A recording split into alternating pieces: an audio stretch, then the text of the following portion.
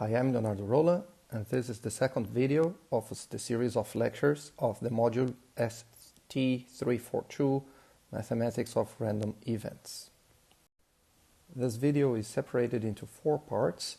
We start by discussing what we want a measure to satisfy, and then we'll show the Banatoski Paradox and the Vitali set. These two, each one of them shows that we cannot get exactly what we want, or at least there will be some drawback, and then we show finally what we have, what's the current answer by modern measure theory in that sense. So we start by discussing what is it that we want a measure. So ideally, what should a measure satisfy? So suppose we have a certain continuous random variable. The simplest one would be uniform on the closed interval from 0 to 1. Okay? And we want to know the probability that this random variable will take values in a certain set A. Okay? When we ask that question, we're asking a question that involves measuring the length of the set A. So we want to measure the length of the set A, and the length is the measure of the set A. So what do we want the measure to satisfy? Well, when we're measuring lengths, of course, we want the measure to give the correct value on intervals and balls. So that is to say, if we have an interval and an interval goes from A to B, and this is the set we are considering, we want to say that the measure of this interval is B minus A. And likewise, if we have a ball in 3 dimensions, then we want to say that the measure of this ball to have the correct value. Well, we also want that if we have a certain set, let's call that set A, and we take an operation which consists of rotations and translations. Here it is. We apply a transformation S that will map a certain set A to another set A, and this map consists of just rotating and translating. Then we want the measure to be preserved. Whatever measure this set had, this set should have the same measure. And finally, and that was the main topic of the previous video, we want the measure to be sigma additive. We now briefly mention the Banatoski Paradox.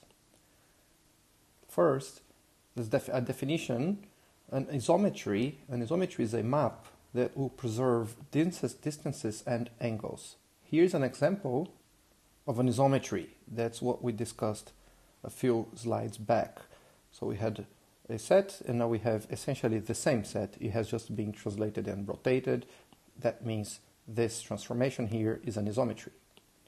The Banatoski Paradox is a theorem, and the theorem, it says the following. Consider this set of points in the 3-dimensional Euclidean space, the points that are within distance at most 1 from the origin. So this is a ball. This is the unit ball in 3 dimensions. And the theorem says we can decompose the ball as the disjoint union of 2k sets. So we have sets, we label them from 1 to k, and then we label the next ones from k plus 1 until 2k, and these 2k sets, they are disjoint, and we can decompose the ball into the union of these finitely many disjoint sets. And the theorem says we can also decompose the ball as copies of only the first k sets if we allow ourselves to apply isometries to these sets. So we take the first k sets that were composing B, and we rotate and translate them, and after we rotate, translate them, and put them together, we get again the ball B. And if we use the second part of these sets and we allow ourselves to apply isometries to them, and we take the union, we get again B. And why is it a paradox? Well, because B was written as the union of these sets, and they were disjoint. And after we just moved these pieces around, now we produced two copies of B. Just by rotating the first K pieces, we produce one copy of B, and by rotating and translating the other two sets, we obtain another copy of B. And this is a paradox, and what can we conclude from this?